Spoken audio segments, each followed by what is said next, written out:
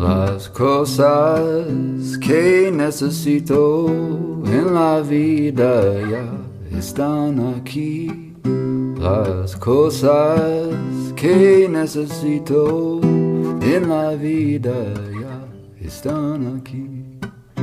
I am free, free as a bird now, with my feathered wings. I am free, free as a bird now, with my feathered wings.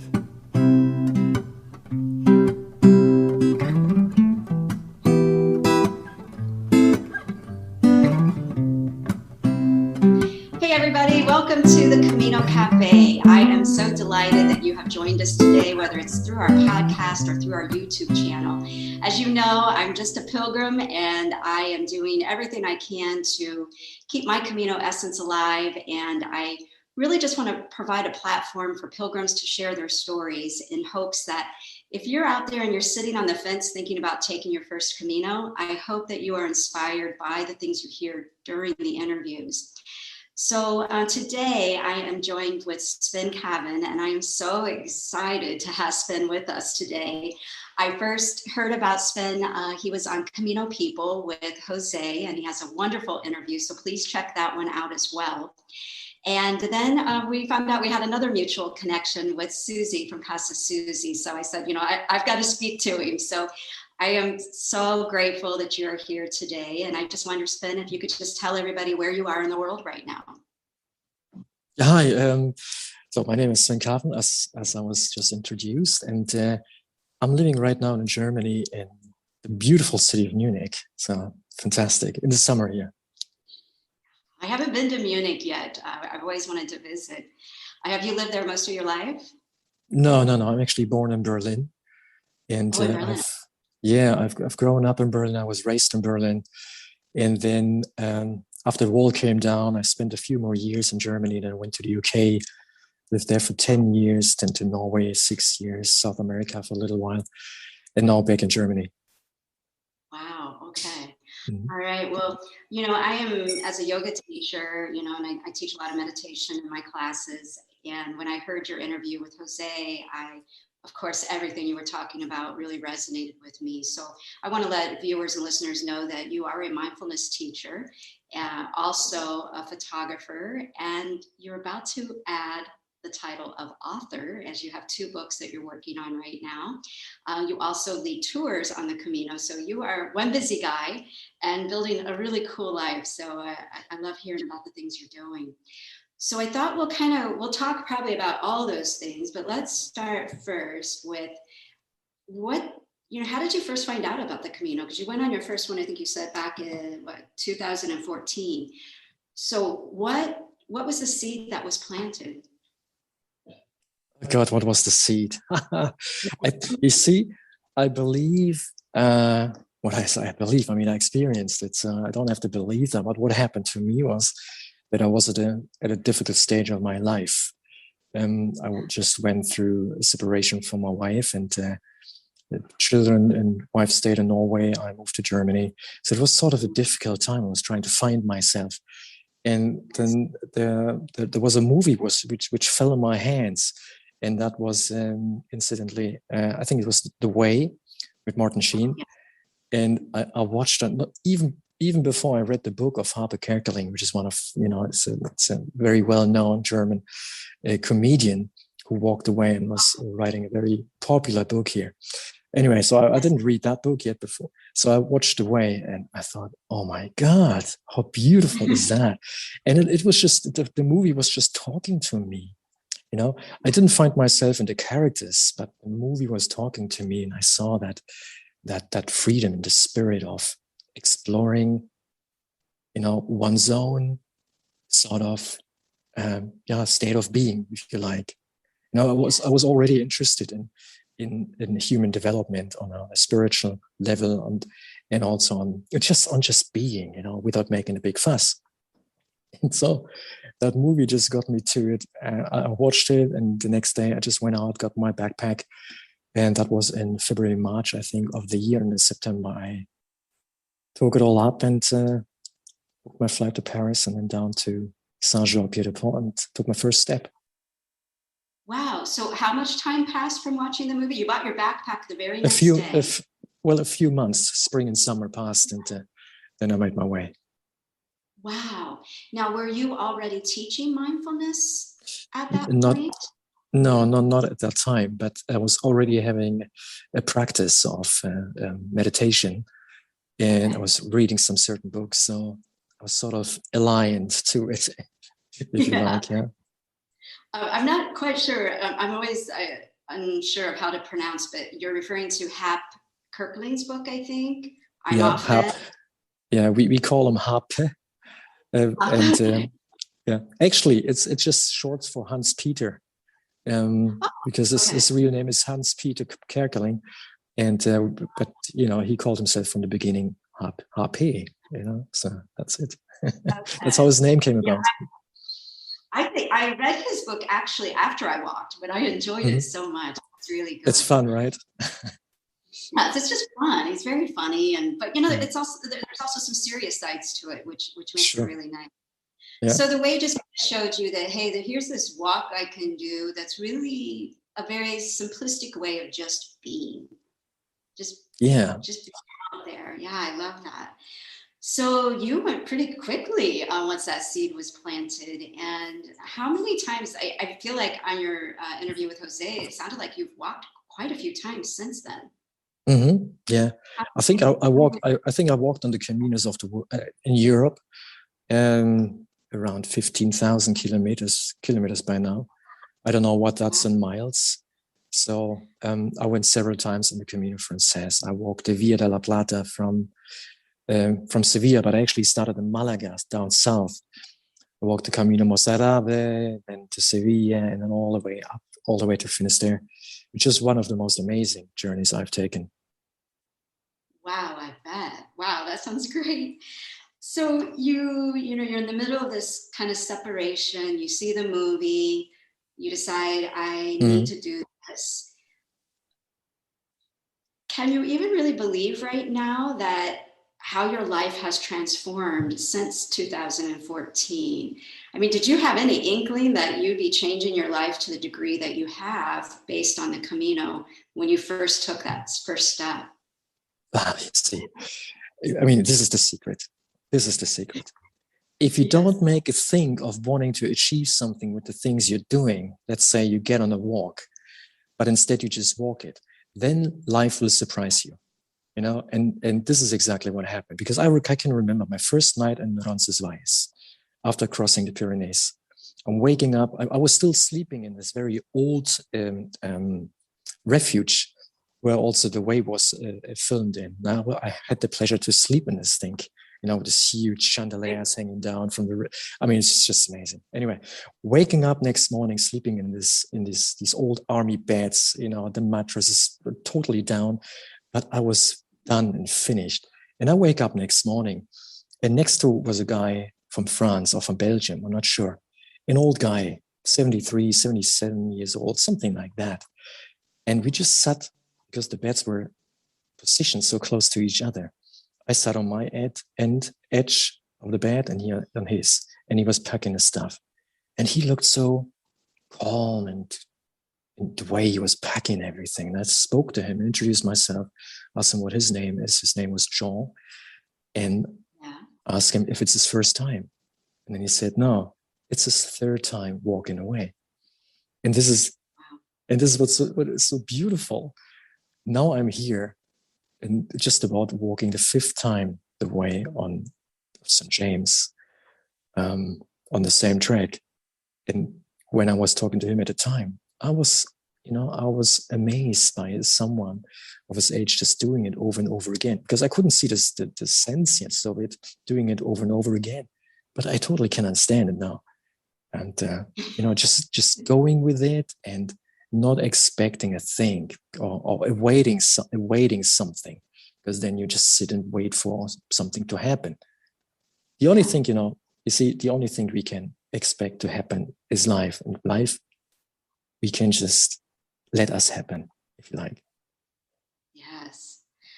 So I am always curious, whenever I'm interviewing anyone, one question I must always ask is, what does make us go back? Because, it's amazing.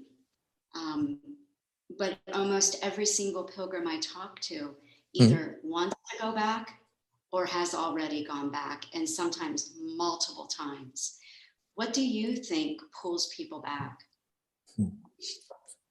Well, I can tell you right away, it's not solitary. It's rather the opposite. I think it's community. And that's what I experience every single time. It is like, as if it's, it's not really the way I'm saying it, but it looks like as if it's a particular breed of people, of consciousness, that meet up on the way. And it's beautiful to swim in the same water and to share what you have experienced in life, non-judgmentally, for instance. There's so little judgment when you meet. There's so little of looking at your appearance, for instance. Not saying you have to be dirty or anything, from the outside, but the beard can grow, and you just wear what you're wearing, and you do the best you can to walk with clean clothes, or be washed well, but also, especially up here, well, and what should I say, peaceful with your mind. This is something I just meet over and over again, and I've met beautiful people, beautiful people that have gone through an incredible sad time. I've met once a couple, and they've lost first the son, and then the mother and the father of them. And I thought, oh man, and they were the most beautiful people, so kind and warm-hearted. And I don't know, maybe this is what draws me to the community, but at the same time, I find exactly those same qualities sort of in me. Yeah, I agree. So why do you think we are better able to let go of some of those judgments and really see people versus, how it might be today if you were in Munich and you run down to get a coffee, or, if I'm out and about? What is the magic, or what's going on there that we are able to kind of see through and really see people's hearts while we're there? That's a good question, I think. Let me try answering it from a mindfulness perspective. You see, walking, is in a sense the biggest mindfulness practice you can actually do without thinking. And there's a little bit of automatisms in there when you actually start doing it. But with time, you get slower and slower and slower. So you practice presence. And that of course enables you to also experience life in its richness. And that doesn't mean it has to be good or bad, but it's just full. There's some. If I look back on my caminos, I could tell stories without end. It just feels so rich and full. And if I was to open the sack with all the things I've experienced and taken away, or the people I see, then I immediately the emotions come up. It's all there. It's just so rich, being experiencing presence. And when you're experiencing presence, real presence, not the stuff that makes you addictive to something, because you think, that's because it was beautiful with the groups, and then we were sitting in the glass of wine. That's all good, all fine, and we should all enjoy that. But it's rather what ingrains in the fine embodiment of you. I'm not sure if you understand what I mean, but I think because of the yoga, you get my point. Yeah, definitely. So this presence and the richness, I love how you're saying that, because it takes me right back, and I can think of moments that were so rich and so vibrant. Can you think of a moment like that for yourself, where it was just rich and beautiful, and where you were like, wow, kind of that moment of ecstasy, or that moment of nirvana when we're just having that moment on the Camino? Oh my God, that's probably the most difficult question you could ask me, because there are heaps of those moments. Yeah. Okay, but let me pick one. I think I would pick one from my first walk. I can't remember the place we were walking in, but I was walking in alone. I was checking into the albergue. I was tired. And I remember opposite the albergue was a bar. I didn't go into that bar, but instead just walked down the road. I saw the cathedral on the left-hand side. So I sat down opposite on the pavement. And I had a feeling of, there was a feeling of so much love. I felt so much love. And at the same time, my tears just started running. It just started running. And it was siesta. Everything is shut. So then I'm sitting there opposite the cathedral, and to my left, opposite the street as well, suddenly opens a small bar. A guy comes out of the door. It's like a dream. And he waves me over. He really waves me over. So I get up, get over to him, sit, and he said to me, let me tell in English, come on, sit down. What would you like to drink? I'm going to make us a baguette. What would you like to have on it? Ham, cheese. So we did all that. So we shared one tin of beer, and we shared the baguette. And we were not saying a word. I was inside with him. And when I finished, I just thanked him. And he was just looking with so much peace and I can't even describe it. It was such a calm atmosphere. I was thanking him. I left the door, and he just shut the door, and the thing was closed again. It was like a dream, like as if it wasn't real, as if this guy was just coming out for me, to open up for me, to serve me, and then shut the door again. And amazing. I think that's the most amazing thing that happened to me, if I was to pick anything of all the other things that happened and the miracles. Sven, I have chills. That experience to me embodies, when we talk as pilgrims about Camino magic, we talk about the angels. That just, to me, is just a beautiful illustration of the miracles that happen on the Camino, that this angel of a man sees you and opens and does one of the most sacred things we can do, which is share a meal with somebody. Right? And the fact that he sat there silently with you, almost in this meditative, sacred moment. Wow. Thank you for sharing. I have a very similar story. It's just as I almost said impressive, but mind-blowing, because it blows your mind, because you cannot think it. You cannot even create it. I arrived in Carrion de los Condes, where the nuns are singing. And it was such a long day. I was walking shy of 40 kilometers. And I just got into the place. It was late. It was very, very hot. I haven't found an albergue yet. Where the nuns are singing, I couldn't get a place. So I was just sitting there and totally tired. Again, on the pavement. And suddenly a white van just drives past me and stops right at my position where I'm sitting. The doors open up in the back. A guy jumps in, gets a plastic bag, puts it in my hand without saying a word. He shuts the doors again and drives off very fast. I look into the bag. There was water, there was sandwich, there were some cookies. There was something to get nourished again. So I ate something, then I had the power to look for an albergue. Stuff like that happens to me. Oh my goodness. That is amazing. Uh-huh. Wow. Okay. So those are just great stories. I'm blown away by them. They're beautiful. So you come back after this first Camino, and you're witnessing things like this. How did that lead to you eventually wanting to take people and accompany them as they also go on Camino? How did all that come about? That took a few more years before I actually started taking people on the Camino.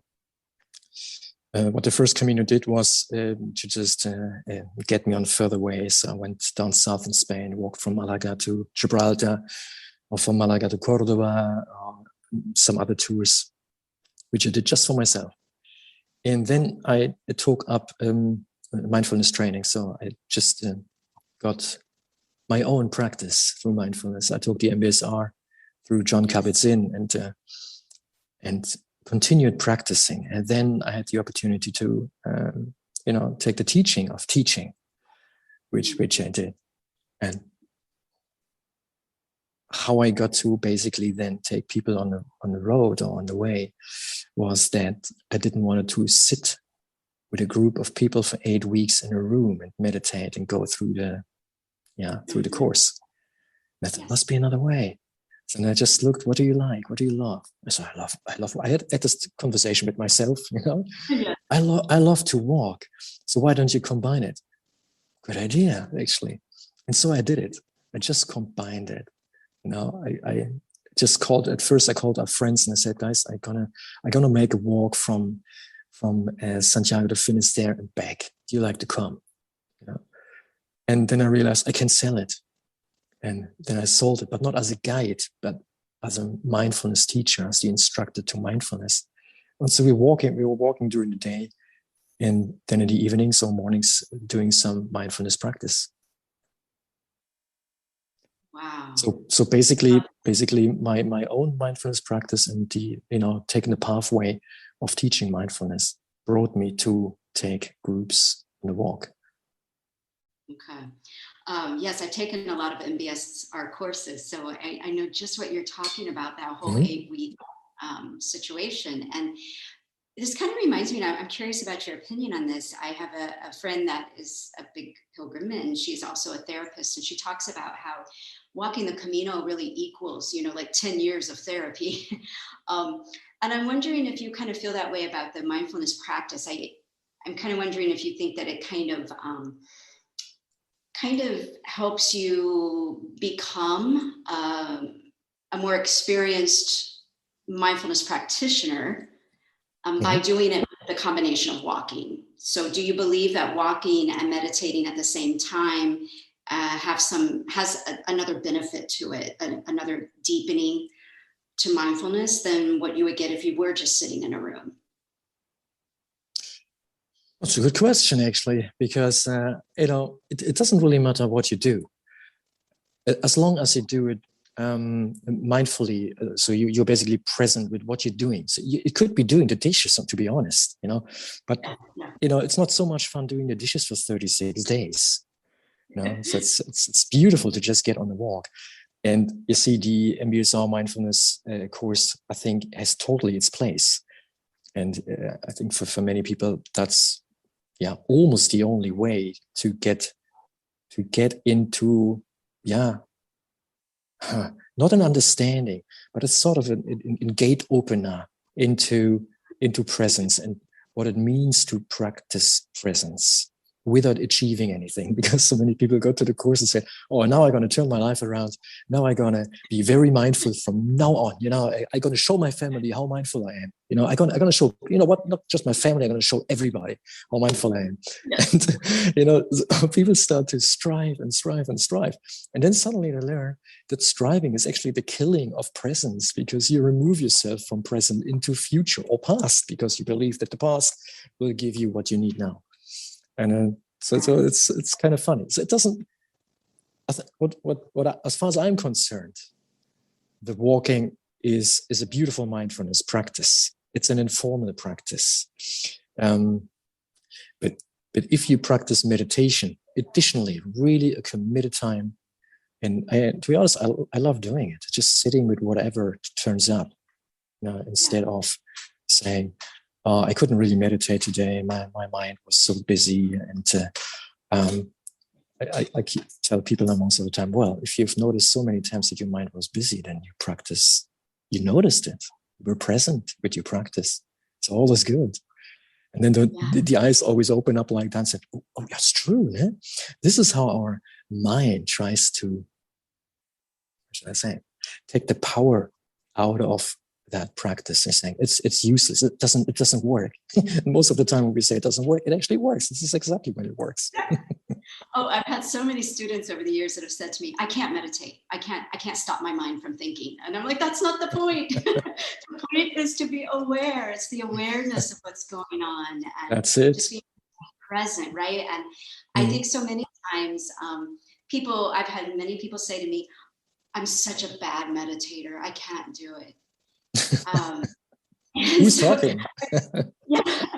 And I wonder what you would say to that if somebody's listening to this and they're like, I can't be mindful. I'm just, I can't slow down enough. My mind's too busy. What would you offer up to them? What would you say to them if they said that to you? I would just ask, what does it feel like? How does a busy mind feel? Yes. And then people automatically move from here to the body. And, well, people can say they feel nothing. Exactly. That's how it feels probably. If they say, yeah, well, my heart is beating faster. That's how it feels. So everything is correct. Every answer is basically correct. And that's what people has to get accustomed sort of to, because there's freedom in it to allow any thought, by the way, whatever we're becoming aware of. And so any answer is the correct answer. When I would ask the question, what is it you feel? What was the thought? Was it stable? Is it gone? Yes. So, one of the things I always find fascinating, I follow a lot of Facebook groups and different forums about the Camino, and there is so much emphasis on the physicality of the walk, right? Yeah.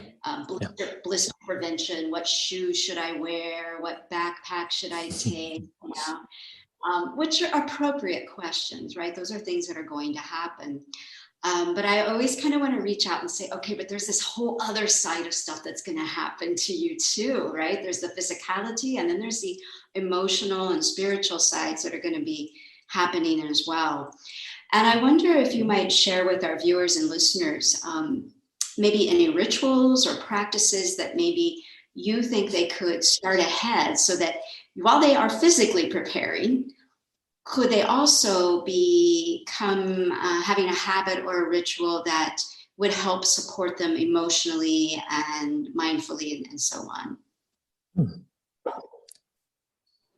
No, I wouldn't give them any advice. You know why? No, I had no advice. The only advice I had was which was the advice I opened up myself. So it's a deeply voluntary process, I think. So instead of put my stamp of what you need in order to walk the walk, yes, I'd say just go for it. With whatever expectation you're into. Notice the expectation. That's maybe the least thing I would say. But don't be surprised if that dissolves on the way. Because I think Harper Kerkeling was saying it so nicely in his book when he was saying, with the expectation people started to walk, they never reached Santiago. They never reached Santiago with what they started off to, what they were looking for or wanting to achieve or what they needed to figure. It was never what they arrived with. So in that regard, there's no point in advising on that thing. I just wouldn't. No, I love that. It takes the miracle away in a way. Yeah. Did you find that for yourself? Because that's really one of my favorite quotes about the Camino is that, the Camino doesn't give us what we think we want. It gives us actually what we need. Did you find that upon your arrival to Santiago? And, because it sounded like you watched the movie, you went pretty quickly, you were going through a tough time in life. Were you at that time as mindful and as open as you are today? Oh, I don't know. Actually, I don't know. I was very, what's the word? If I knew the word in English now. Innocent. I really started that journey with such an innocence that I was ready to be surprised without knowing to be ready to be surprised. So there was curiosity. What was it gonna do with me? Is there were things like, oh my God, 800 kilometers. How am I gonna do this? How? No whys. There were always hows. And in the end, the Camino doesn't just deliver with the arrival in Santiago de Compostela. the Camino delivers all the time. As the story I was telling you before, or what else does the Camino deliver? Anything, wherever I go with my awareness, with my attention, that's what the Camino delivers. If it's a good conversation with someone, or if it's the field of sunflowers which I see in the far, or I see a face which was picked out of a sunflower. I'm sure you have seen that too, here and there. That's beautiful, and it delivers all the time, and it's absolutely up to us how ready we are just to receive. Yeah. Yes, how ready we are to receive. So did you find, physical challenges while you were on any of your Caminos? Was there a moment where you were like, wow, I don't know if I'm going to be able to continue this walk? Has that happened to you? Yes, absolutely. Right the first day. So what did you do? How did you overcome it? That was pretty easy because I wasn't the only one. I felt my own physical pain I had, and realizing, oh my God, this is only going up, up, up, up, up. And that was before Horizon. And I never felt so much effort. I never felt that I had to make so much effort to actually move my body. And, I wasn't in bad shape, to be honest, but I wasn't used to walking. But then I was looking around, and I saw people sitting and sniffing and, walking heavily. And I realized, well, I'm not the only one having a hard time coming up that hill. And that helped me to keep my head up and keep walking, or take a break, not being too hard to myself, and rather be kind and loving as much as I could in that instance. And really taking breaks. I had to learn taking breaks. That was sort of the remedy to any physical pain I had on the walk. That was a big learning. So not striving to get somewhere in a particular time, but rather, taking a break, looking after you. This is where it starts. Yeah. Was that hard for the ego to realize that, hey, I'm going to have to maybe take breaks? Was that a challenge for you? Funnily enough, not really, because I saw other people struggling as well. So ego couldn't really do anything in that regard. Of course, at the beginning, you saw someone in front of you and you thought, yeah, you're gonna get him, you get him, or you get her. You're gonna show him, and they're just gonna watch your back or whatever, But this is exactly the reason why the pain of the body sets in, and then you have to learn. Or you can, or you just have to give up, or whatever. So that kind of circles back to what you talked about. One of the reasons we want to go back is community. So there you are walking up, and you got support from people just by observing that you weren't the only one doing this. After your walks, have you found that you've kept in contact with people that you met on Camino? Yes, yeah. I can really say that on every walk. If it was on the Camino Frances, especially, that I had a tribe quite quickly. To start alone is I think is beautiful to start alone, but you're never alone really. And I quickly had a tribe, and with most people, which I spent a lot of time, if they were from the States, from Australia, from New Zealand, from Spain, from wherever in the world, we kept in contact. Yeah. I think I was making a post recently on Facebook, and I was tagging every Camino contact I had over the years. I think it's about 60 people, just on Facebook. Yeah, just Facebook. Wow, that's amazing. What do you think it is about the Camino? Because I'm always fascinated by, if I met these same exact people at a coffee shop, where I live, we would never have the kind of in-depth conversations that I found myself having over and over again with people as I was walking. What do you think it is about the experience that opens us up to share story, but also to hear other people's stories? It's the love for life. I think it's very simple. It's the love for life, and becoming in a way children, being curious about what other people have to say, their stories. Not like wanting to know the last attraction, from the gossip magazines. No. It's rather, how was that for you? What did you do? Why did you do that? Real honest curiosity in someone else's life. And I think that's what connects. And it can only happen if you build that connectivity to yourself. So you feel yourself, not just the body, but you are also good with you, and not in a fight. I love what you're saying. It's kind of like when we talk about mindfulness, that beginner's mind. Mm-hmm. Exactly. This total curiosity, because never one time did I feel like somebody was trying to learn my story from a gossipy kind of situation. It was always this curiosity. It was like everything was just stripped away, and I could just feel them as a human, and I felt them feeling me as a human, and so little judgment compared to, if I were to walk down to the coffee shop now and tell somebody my story, I don't think it would be quite the same experience. So let's talk a little bit about judgment, because I think that's one of the lessons we kind of learn as we're walking, right? Is noticing those moments when we are judging people. Did you find any moments that you were like, oh, I was judging this person and I was totally wrong, or feeling that from another person towards you, or were there any enlightening moments for you about judgment and letting go of judgment of people or experience? Yeah. It never stops. it just never stops.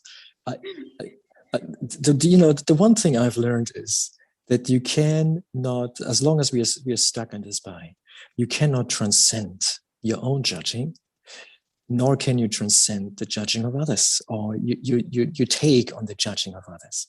So, but what we can do is to be in a way kind to ourselves, and accepting that the judging happened, instead of penalizing ourselves in like, oh, this shouldn't have happened to you. You're meditating like this for 10 years now, and you're still judging, it seems as you're reacting badly to someone who judges you. So it's loving kindness, it's self-compassion, the practice of self-compassion that helps us to deal with judgment. And unfortunately or fortunately, I think it's just part of our growing. It exists, and that's sort of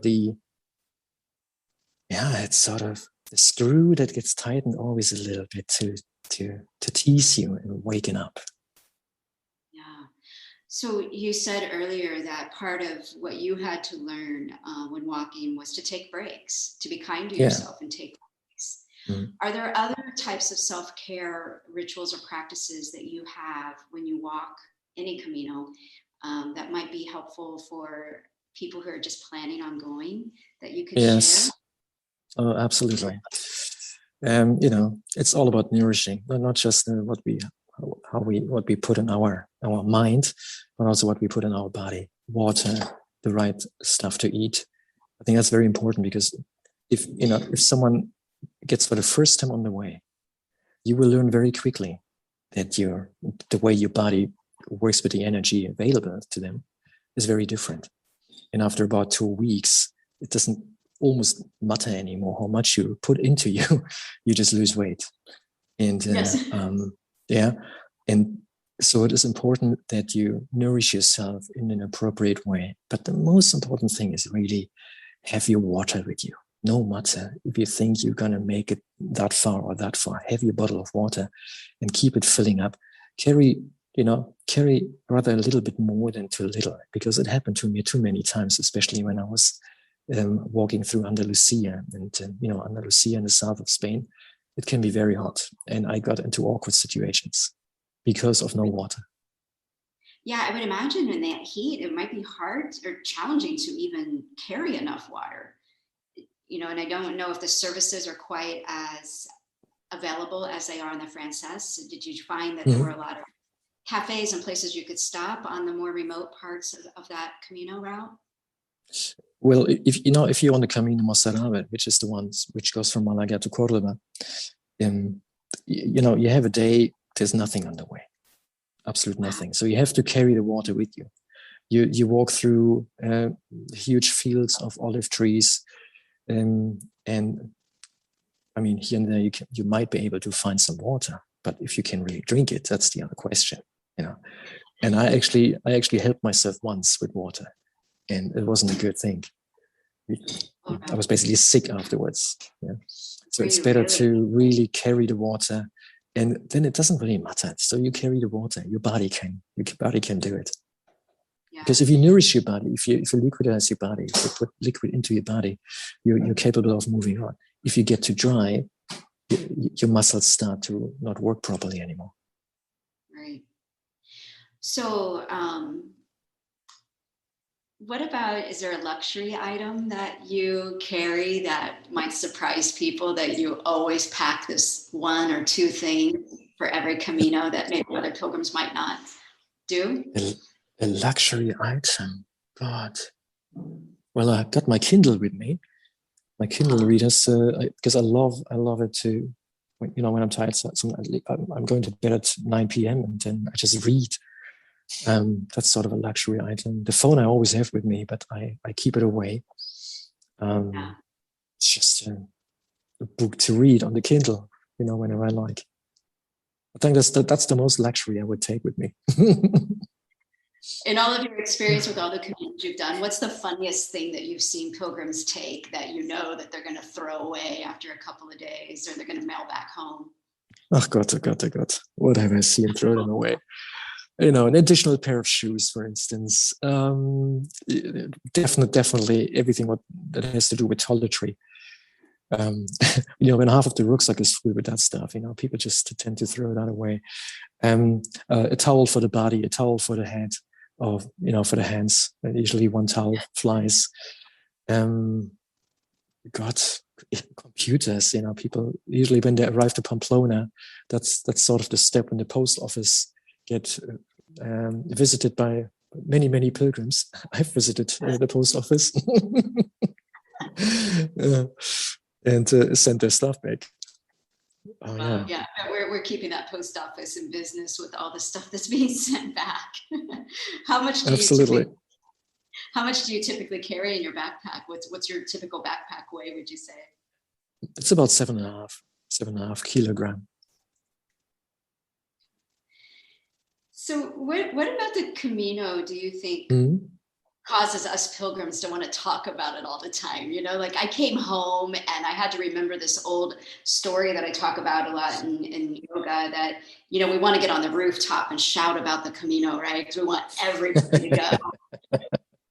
And, that's really not the thing we should be doing, but we do want to talk about it a lot. What do you think it is about we pilgrims that even when we come back, we continue to build community with other pilgrims? Like we don't even have to be on the Camino, and look, here we are talking about it, So what is it about it that makes us, that just becomes such a big story in our lives?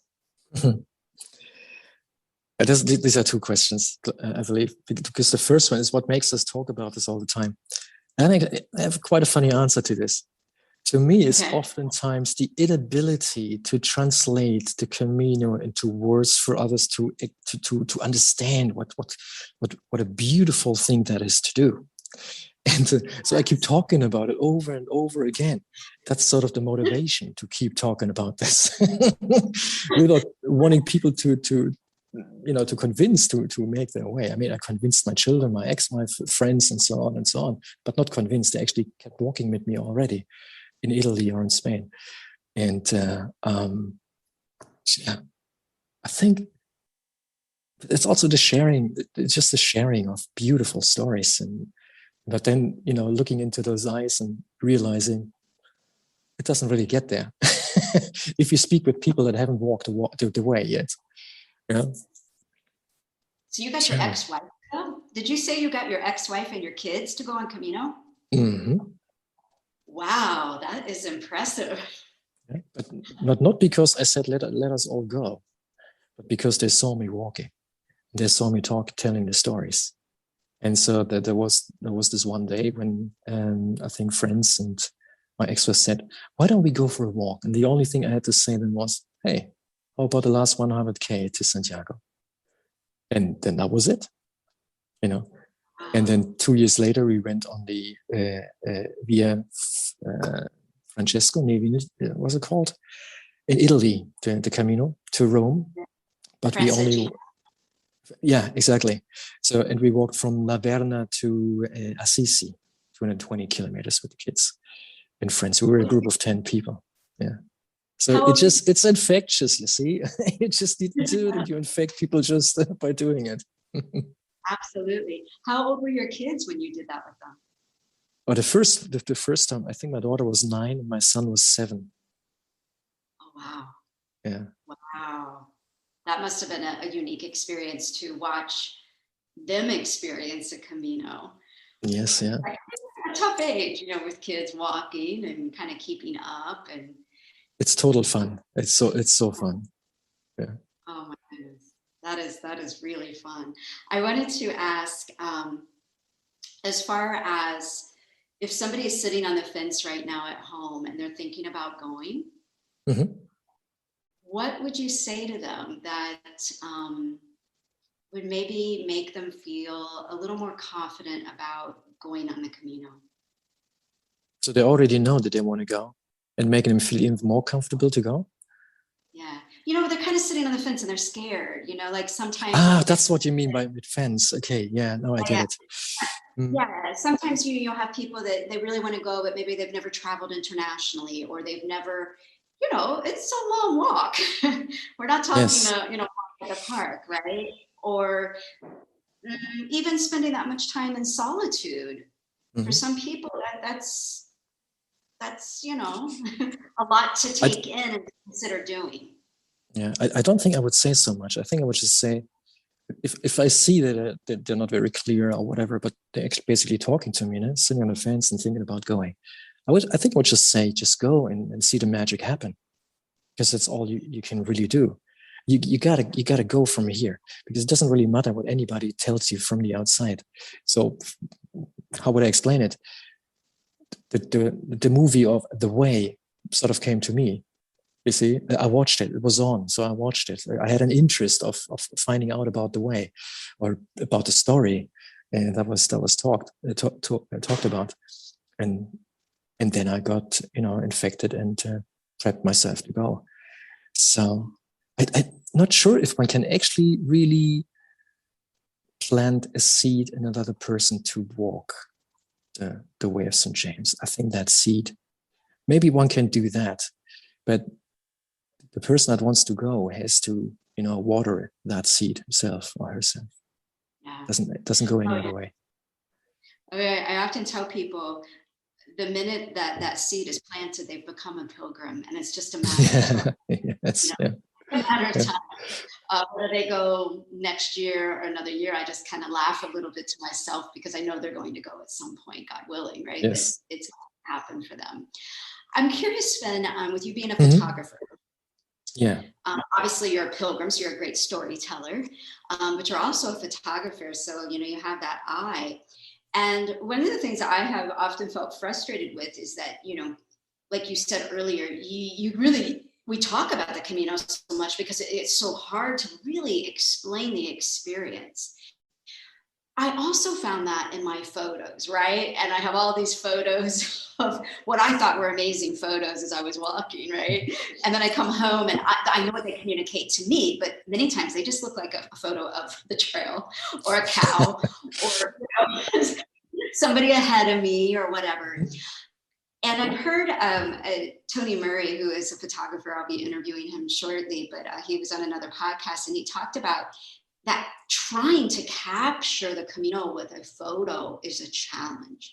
So I wonder for you, because I've seen some of your photography work and it's gorgeous, just gorgeous, many, many portraits that are just amazing. And I wondered if you found, was it difficult for you to find a way to capture it photography-wise? The Camino? Mm-hmm. Mm-hmm. We actually did a short documentary. about the Camino, Oh, but I not didn't really know that. about not really about the Camino. But I called this documentary "Make Yourself the Most Important Being or Person in Your Life," and the scenery was set on the Camino. So that means we looked at this on a photographic level, of course. You know, what are the pictures which you want to catch? I can send you a link to it because I did an English version as well as a German version. I can send you a link to that film.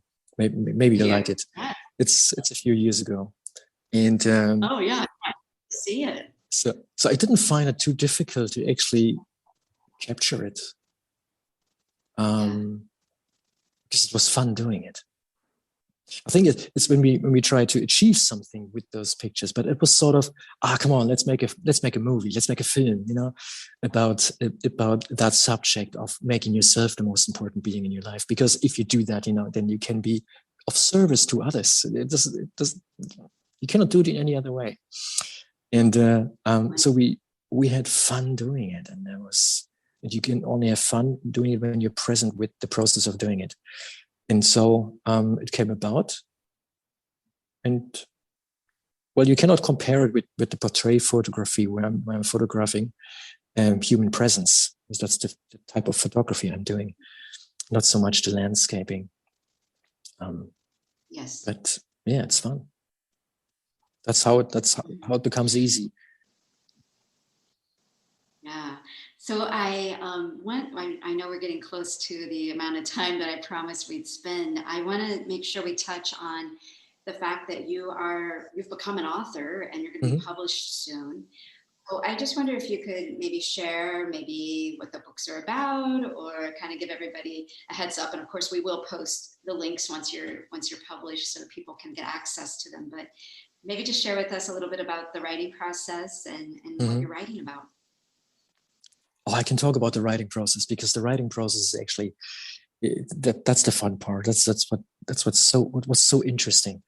The first book I've been writing is called A Walk to Be, and it doesn't really talk about the Caminos, but the subject is not about the Camino, but a walk to be. It is how, you know, what was it for me to walk this way into becoming a more mindful person, if you like, you know. And lots of scenes are actually happening on the Camino, and I describe that in stories. I put that, what I've experienced on the Caminos, in stories. Some things I even just created that didn't even happen, you know. Yeah. So I created, for instance, a story of Pedro, and Pedro is sort of the human manifestation of consciousness, of my consciousness. But he appears as a human being to me, which was perfect. So I was meeting my now, so to speak, in form of another person, and I developed a story out of that. And that was so much fun writing about this, because this Pedro, he's a very funny guy, and but also serious and experienced, but also cheeky, and he just cannot lie. He always tells the truth, because, you know, presence, truth, you know, what can you do? And so I developed that story, but I also was writing about a short story I had with my son while we were walking in Italy, you know, where he couldn't really. He said he was tired. And what are you going to do with a 7-year-old, or he was then 9, with a 9-year-old who was tired and wouldn't want to walk one more step? Well, what do? You take a break, and then you show him how easy it is to walk. And I did that by showing him how easy it is to make one step. And then I showed him that we don't even have to think about that step. So we were going uphill, and I was taking his hand, and I said, "Look, Oscar, just one step, nothing to do. We just take one step, and then we say nothing else to do." And we made a game out of it, until we were like 400, 500 meters up the hill, and we were singing this, you know, one step more, nothing else to do, one step more, nothing else to do. And that flew into that book as well. But it was so beautiful to see him then turn around and say, hey, Daddy, look how far we got. See, it's so easy. It was a praxis of presence for children, you see, and it just developed out of the moment without needing to think about this. Oh, Sven, I think you just gave everyone a mantra that so we can use right? One more step, nothing else to do. One more step, nothing else to do. Oh my gosh, that's so fun. I can't wait to read this. And you can use it for anything, for absolutely anything, because the step stands for a moment of awareness, if you like. And if you're not aware of it, then it's like counting, it's the same sort of thing. You just count very consciously every number that comes up, 1, 2, 3, 4. But I think that's what powerful is, to repeat that there's nothing else to do, because you turn them off. You turn the mind off. And then you have a peaceful mind, and no one is there to complain about going up a hill of 400 or 500 meters. It's gone. You just feel your body. And the second book is about 55 days in silence. So where I was describing 55 days in silence, but not silence standing for beings not talking, rather in stillness, being in the realm of stillness, in the now. And so I was describing things I was observing. For instance, I was touching down or coming to Berlin, sitting in the kitchen, drinking a tea. And that's really nice. And that book evolved from describing observations into writing short stories. And those short stories, still doing the same thing, And those short stories, they were playing then in the south of France, in the north of Spain, in Paris, in Germany, and always with characters which you can find in other stories as well. Always stories of presence, basically, It's a lovely book. Oh, they sound fantastic. So how soon do you think they'll be published? Well, they will be published here in Germany in November. Okay. And then I need to get the English translation, and then it will be available for the rest of the world. I'm going to be bugging you for an English version because I want to read the Superb. Okay, before we end, I want to make sure we cover, are you planning on taking, I know this year's kind of, who knows exactly how things are going to go, but if things go as you would like, are you planning on taking any groups? And if so, how could people find out about your tours that might be coming up if they'd like to go with you? Yeah. Well, I'm planning it, and they can find it out on my website, which is called We Walk Now. And that's where I usually post, what I'm planning on walks with groups. So hopefully I can do one. Okay. So probably sometime later this fall or? Yeah, late this fall. Late fall. Excellent. All right. Well, everyone, I will put links to Sven's website and the film. Will there be a link that we could give to people for your documentary? Yeah. I think it's on YouTube or on Vimeo, but I think I also have a link on the website. I'll find it out and send it to you. Okay. All right. I'm pretty confident that everyone that has listened or watched our interview with you today, they're going to want to connect with you more and watch your documentary and buy your books. And I'm pretty sure somebody out there is going to want to walk with you. I know I would certainly love to. You have just been delightful, just absolutely delightful. And I love hearing your stories and your wisdom and the encouragement I think you are giving everyone about just staying open when they're on the Camino, allowing for surprises, and not making not making a thing out of the Camino. I think it's so beautiful to just realize that there is the expectation of something to experience, and then I would just suggest notice just that and let it go, let it fly. so that you're free to experience what is there for you to experience when you make the walk. And that's the most beautiful present you can do yourself. You don't need nobody for that. Just one step at a time. Yeah, just let go of where you're going to sleep that night. And just experience, because it is such a gift. And the more you can experience that presence in the moment, the deeper the gift, it's amazing.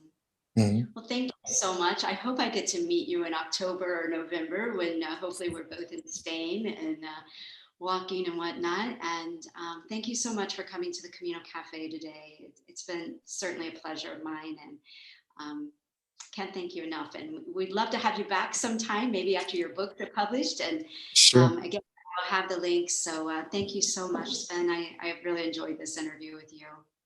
Thank you very much. Likewise, it has been a great pleasure to talk to you. And I found your questions also incredible. It's good to not know about the questions beforehand, and to just be present with your words, and it's just much richer. It's so much richness in it, and then just let the talking happen.